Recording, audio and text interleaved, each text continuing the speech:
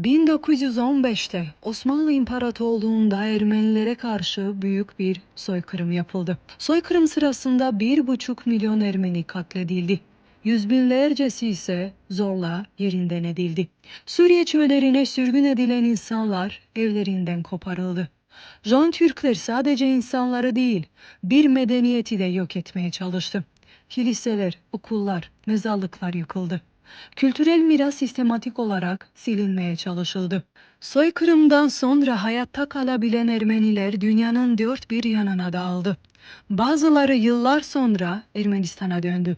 Yanlarında sadece acı dolu anları değil, memleketlerinin isimlerini de getirdiler.